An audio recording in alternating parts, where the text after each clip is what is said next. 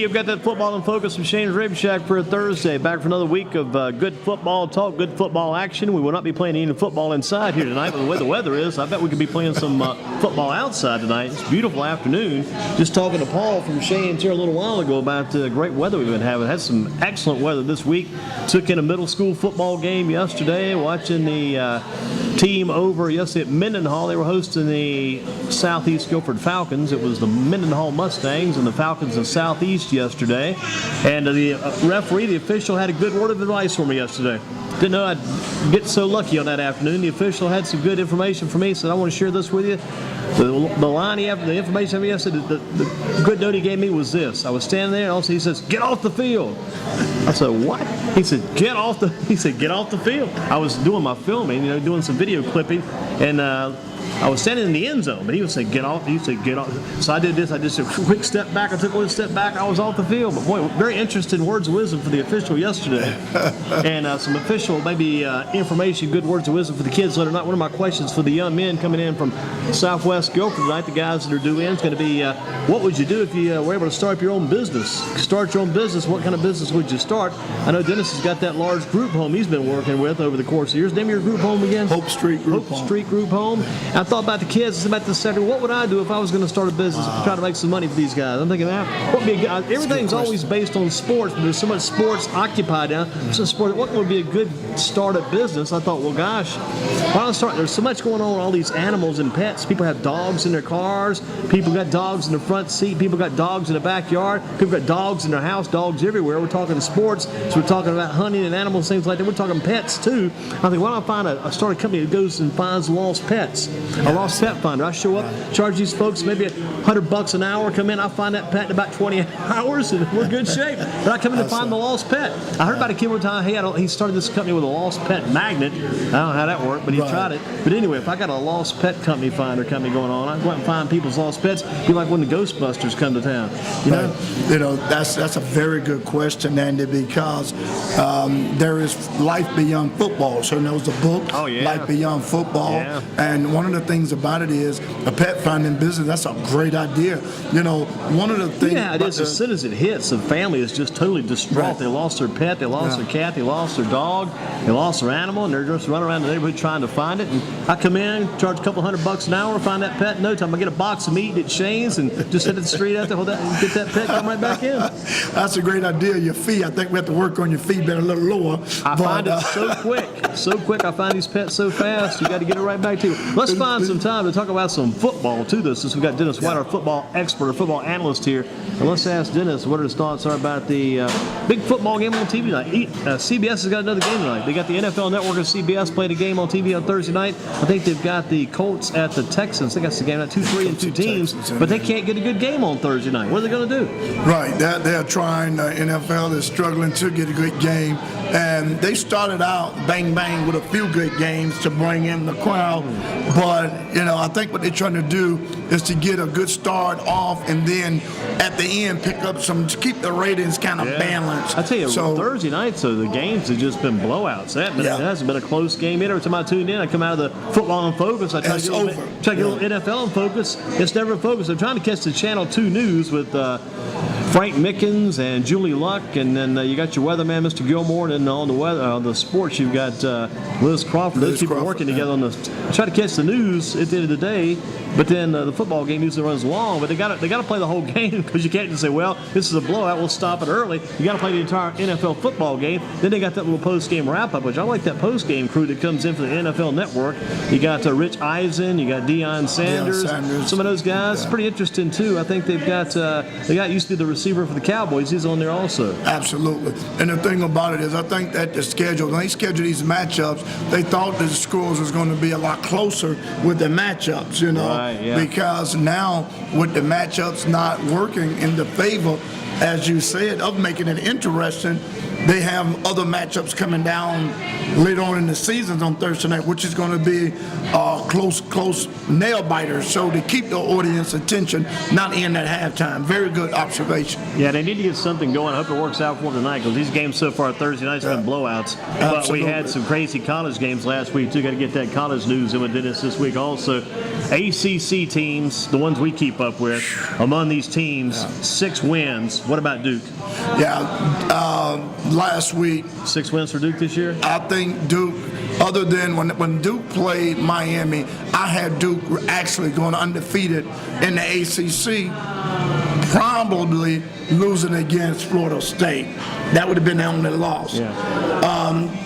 And so I really a championship game too, right? That's what I'm saying. Yeah. That would have been in the championship. But I had Duke actually because they had that weak conference. You know, but they got beat by Miami already. They got beat by Miami already, so that throws. So yeah, I think they had success last week. Absolutely, they were off last week. That's the best success they had. That open date was always one of the favorites for a lot of teams. You get the bye week, you play open.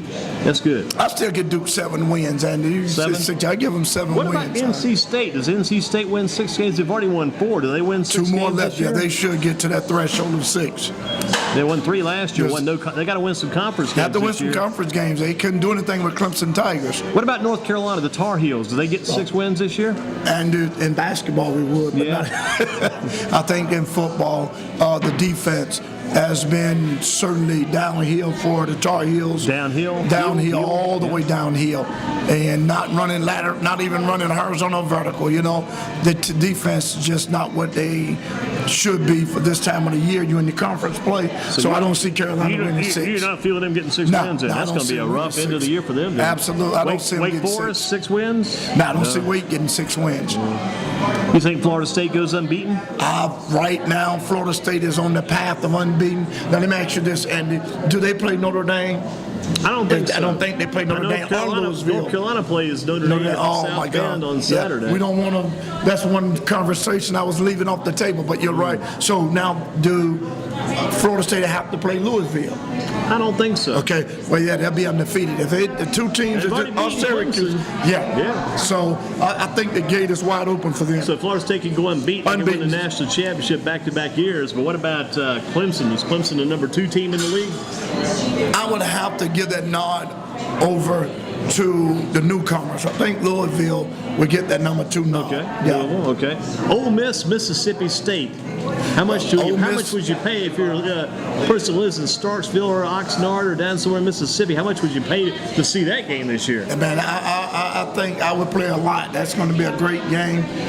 Ole Miss had a big win. They did. They beat Alabama. A big win. Unbelievable game. That quarterback Wallace, unbelievable game. So this was one of the best games. The fun part was just watching that crowd rush the field. It's like everybody, we got to meet on the field. Everybody's got to be on the field after the game. So excited about that win. I love seeing people that pumped up, that energized, that happy about a win. I'm kind of worried somebody's going to get hurt. Yeah. Somebody might be run over, get crushed, or stampeded. But even though you're going to get that healthy fine to your school, but the jubilation. Got to buy some new goalposts. Got to buy those goalposts. Absolutely. But I think that the kids deserve it. You know, that's why you go to schools and that's why you go to the football games. You want to just do that one time and just look up and wave at the camera and it's say, almost like being in the post game of the GreensboroSports.com team and those post game interviews. The kids just want to get the shot to get in there. Absolutely. Absolutely. Yeah. And I heard some very interesting from some couple of parents. They said, what do my son have to do to be the player of the week? What do my son have to do? Some questions about that. Yeah, now. absolutely. People are asking. What do your son have to do?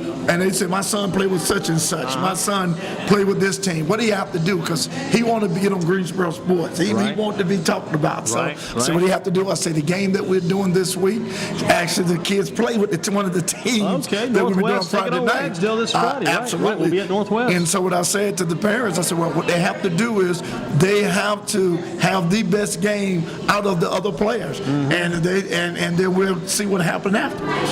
Yeah. I tell you what, plus if you've got if you're in pretty good shape financially, you can slip me a check for about $1,000. I won't hurt. Nah, that's just a thought. I have all the Chick-fil-A. There you go. You got that right. I've got Mr. Chick and Mr. Filet all rolled up into one big patty, one big chicken. And Rick, I know you're probably going to get to Keep this. it rolling. You got some ideas. I like when you go up these off the cuff type ideas. These are good. Jump in with something here. This is one of the things we're talking about. You talked about jobs for athletes. Yeah. A lot of college athletes, the way they're getting suspended, they're going to have to come up with another way of making a living. Ruffin McNeil, the BB gang group. Yeah, and I know. And now Todd Gurley. Now Todd Gurley has gotten suspended from Georgia. There goes his Heisman Trophy down the road. It's over. It's done. That's the breaking news. He got suspended for just break it loose. I didn't know about that. Yeah, so Todd Gurley just breaking news, just coming in, got suspended indefinitely. Really? They did not bring up alleged violation of NCAA rules. That's the biggest news. Hit the fan. Why, man? Yeah, it just hit Jock, and they heard that first right here on Greensboro Sports. That hits home because he's in North Carolina. And they were bragging about he would be the first kid from North Carolina to ever win the Heisman Trophy. Absolutely. Nobody from this state's ever won it. Nobody that's gone to college in this state's ever won it. Absolutely. Not even Choo Choo Charlie Justice. Right, Choo Choo Charlie Justice. That's all right. And the thing about it is Todd Gurley is out. As of now, we don't know. Suspended. Right. Todd Gurley is suspended indefinitely. We don't know what was the cause, what was the reasons, but alleged violations.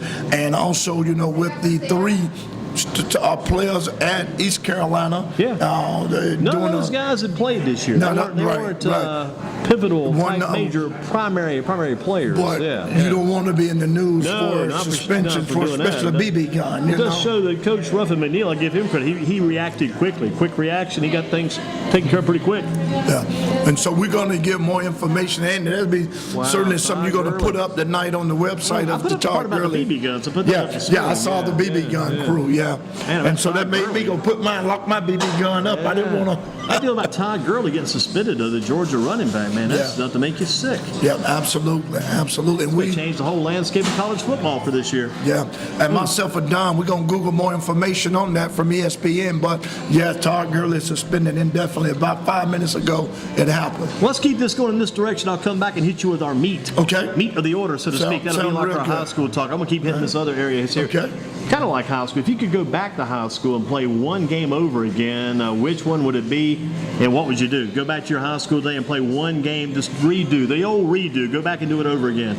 I think it would be against, I would go back and do the redo against Sumter. I would want the game to be against Sumter High. I remember the first time when the guys came through Fort Sumter. That was pretty rough. We're both undefeated records. Right.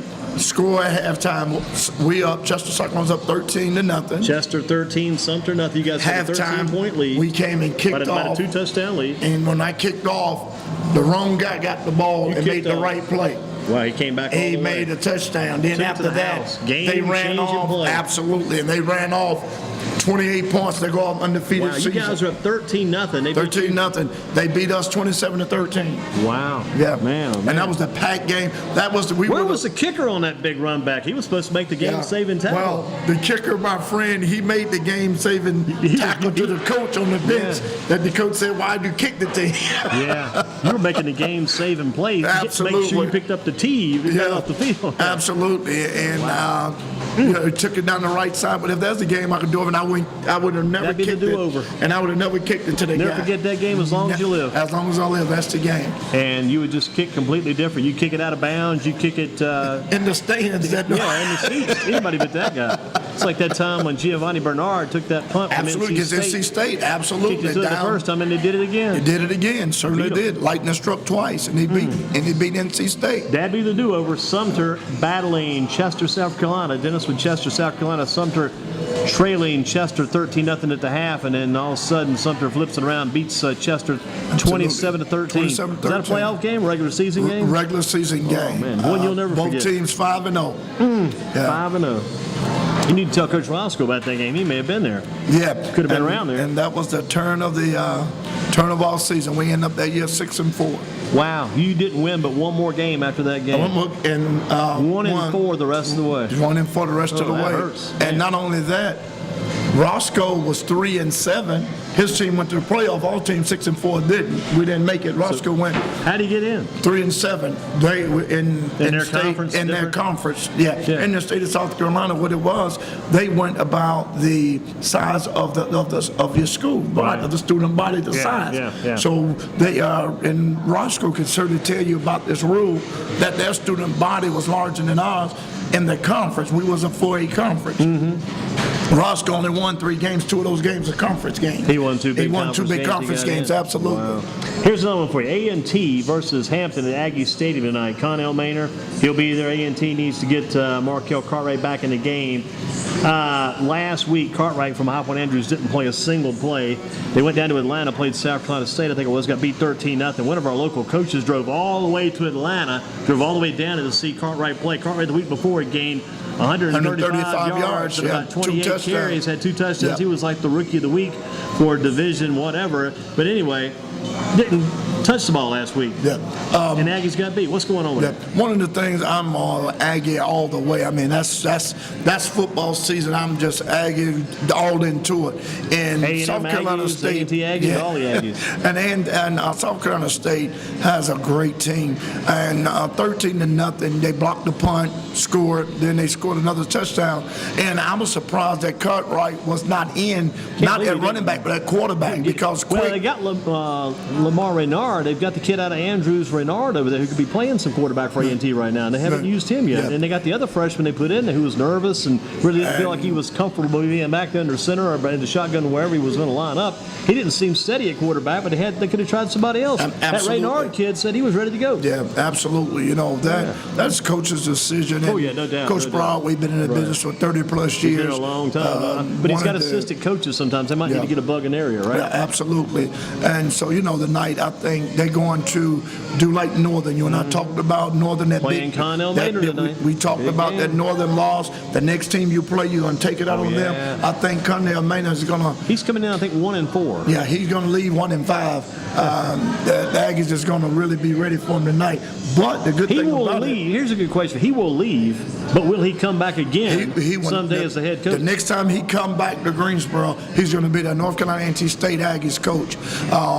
Connell Maynor did a smart thing. He went from the CIAA to get into the MEAC. Yeah. So now he have that MEAC experience. And a good thing he didn't burn any bridges. Absolutely. He didn't knock anybody. He kind of just had that kind of wry smile on his face. Absolutely. He felt some things, but he didn't come out and say anything. He just kept doing his business, taking care of his business. But you feel like he's going to leave tonight, but he will be back again. The next time he's in Aggie Stadium, he's going to be wearing his old blue and gold as the head coach because he finally got MEAC experience. He won championships in every area that he's been in. So now he's built his resume, and he had Bill Hayes as his mentor. So Connell Maynor should be the next head coach at A&T because Coach Broadway, 5-year end next season. He had a 5-year contract. I think he's about ready to retire, don't you? Yeah, he's ready to retire. He's a good guy. Yes, sir. He's worked hard. It's good to see a lineman like him, a former lineman, have success as a head coach. One of the top head coaches. I think he is the top paid head coach in the MEAC, making $250,000 a year. Is he really? Yes, sir. They gave him the money then. They showed him the money. And he was able to keep the money. $250,000 a year for Coach Rod Broadway. $250,000 a year. Bad. That's not often published or talked about. No, that's what he got. That's his contract. Well, that's what you had to pay to get a decent coach. You haven't so many problems with coaches before, but I bet you Connell Maynor would have taken that job for half that price. He would have taken half of it and loved it. The thing they said, the man that sat with us here several years ago, sat right here beside us. Wheeler Brown was the AD at A&T at the time. He came in for a show with us one night on homecoming weekend, but he was the man that told Connell Maynor, "You're not ready yet. You're too young." And Connell just kind of went on about his business and took care of everything over at Winston-Salem State needed to be done. Yep, absolutely. He got it done on the CIAA. Now he's at the MEAC. And like you say, hopefully he'll be coming back home for more than just a homecoming. He'll be the homecoming. What about the Panthers at Cincinnati this Sunday? You think the Panthers can keep this winning kick going? Had a good finish to the game last week. They were the biggest play. Didn't even talk about this on the website. I could have talked about this forever. Don't know how many people would have responded or got involved in it. But to me, it was so huge. It was in the game last Sunday when Robbie Gould, or Gold, they pronounce it Gold. I think it's spelled like Gould. But anyway, Gold misses that field goal late in the first half. It goes wide right. He's only missed like 2 field goals in the past 200 years. He misses the field goal, and then the Panthers get the ball back. They take it down the field and score. That was, to me, the turning point of the game, because if Chicago scores in, I don't think the Panthers score that touchdown. Right. But the Bears miss it. They're only up 21-7. It could have been. It could have been like, 24-7 at half. But the way it turned out, it was 21-14. The Panthers drive the field and score. Yeah, and that's a very good observation. One of the things, a turning point, or our coach used to always tell us that at a turning point of a game, it can make a big difference. And it's very crucial whenever you miss a field goal. And let's go to this one real quick. You talked about a breakdown in the kicking game earlier, back when Sumter beat Chester. So breakdown in the kicking game can make a big difference. It can make a big difference. And you miss an extra point, accidentally Panthers. Were you and I talking about this? Yeah. It was big. Opportunity to go back. Past the Crest Chargers. Absolutely. 21-20. 21-20. We saw it.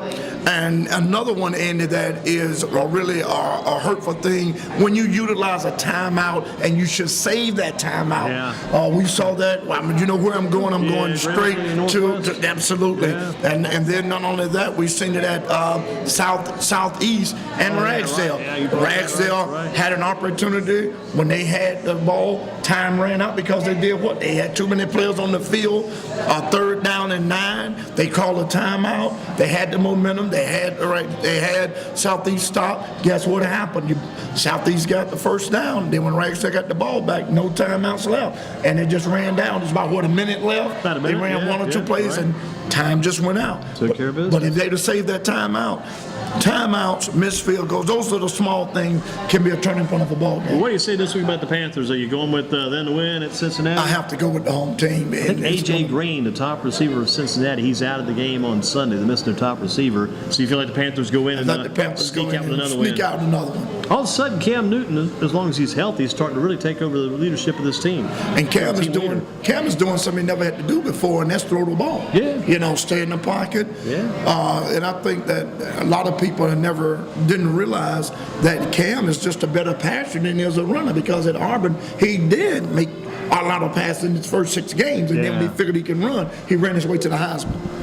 Here's another question for you, Dennis. I'll get to your high school pieces in just a couple minutes here, but your other big question this week, the most hush puppies you've ever eaten at one setting. The most, I would say a dozen. 12. Yeah, okay, 12. Not bad. 12 hush puppies. 12 hush puppies. And I didn't have the chair. It was all me by myself. You took them all on. Took them all on, all 12. See, I bet I could have eaten 20 back in the day of the old Friendly Road Inn, the old fish house. It's now burned down on Friendly Avenue.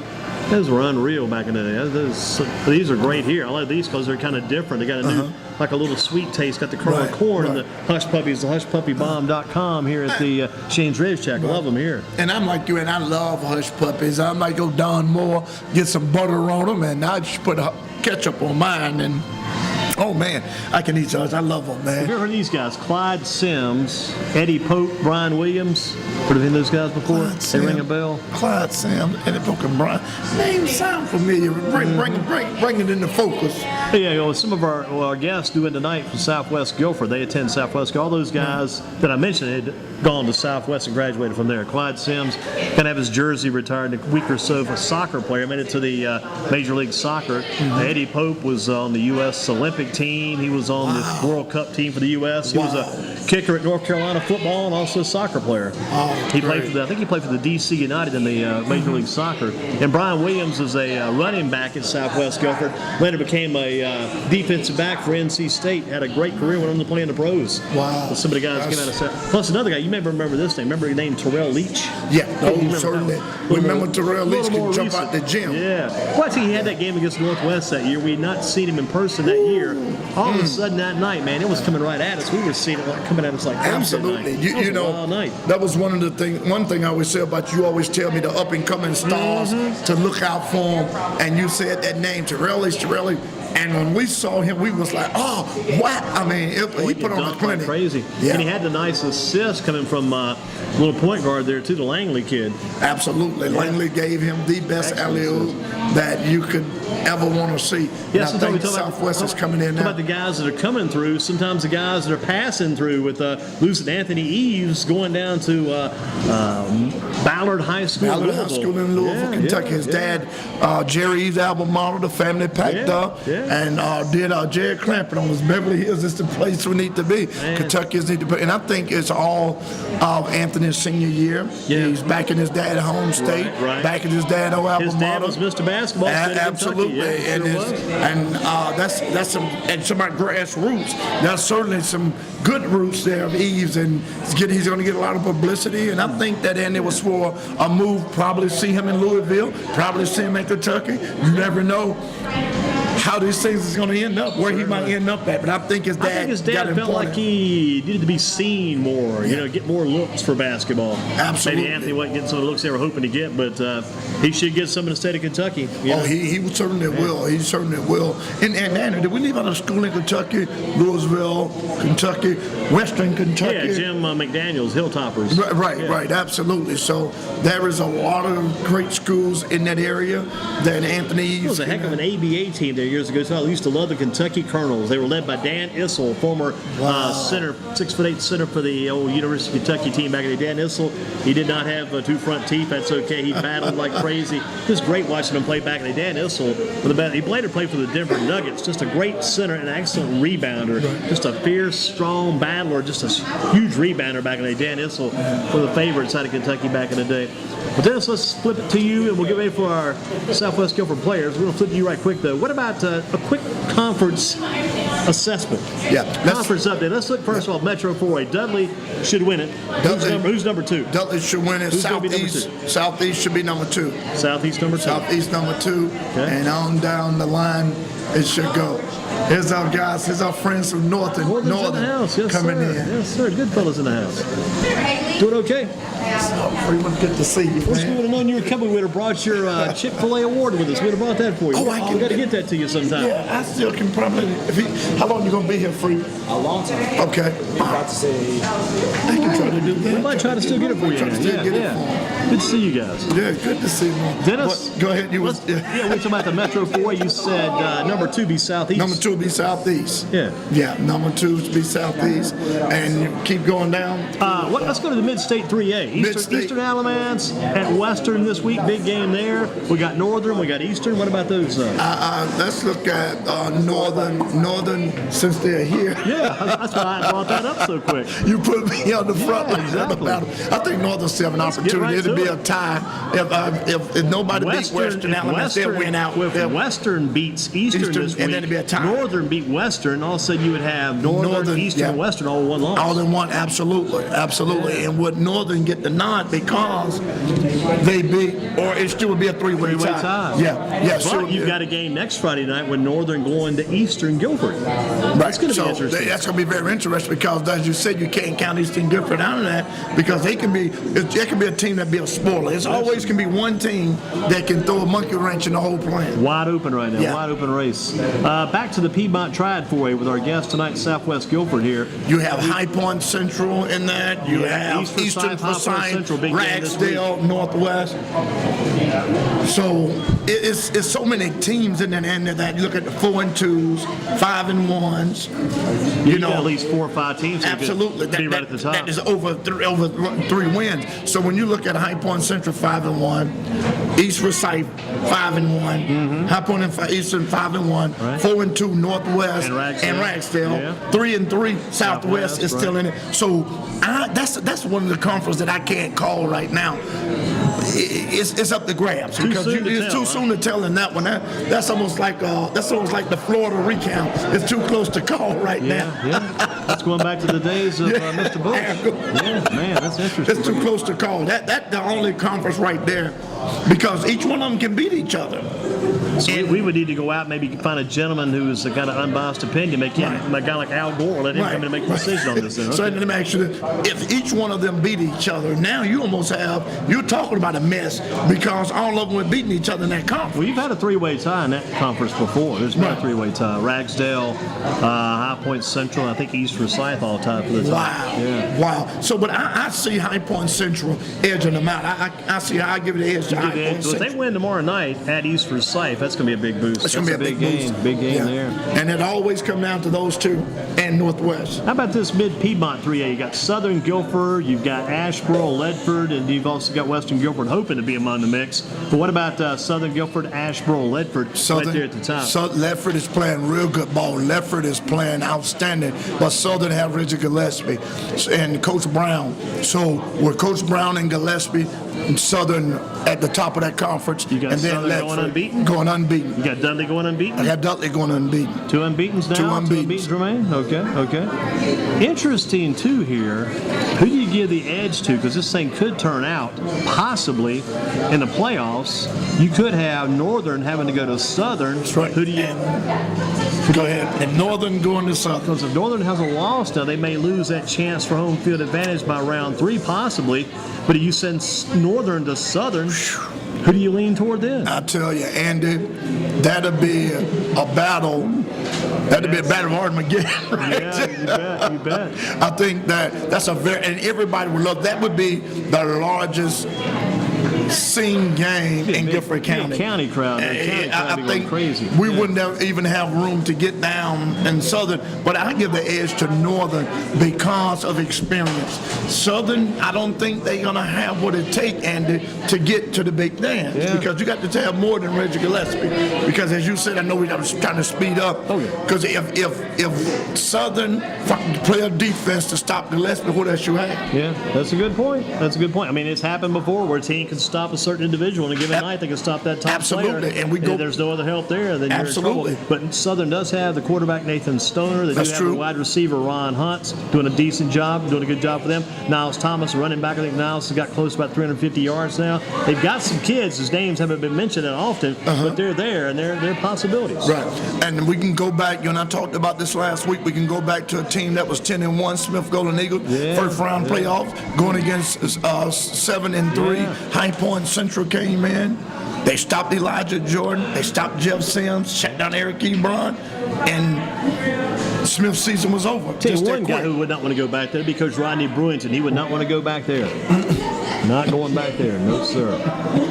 Well, let's get set for Southwest Guilford. Don't want to keep the guys hanging too long on our schedule here. Southwest Guilford checking in. Well, you had the first one. I think we got Devontae Cross up first. Okay. Mr. Cross is first. Let me see, can I work on those other? You okay? I had a flashback. I was kicking something. Man, come on in and have a seat right here. My partner about broke his leg trying to get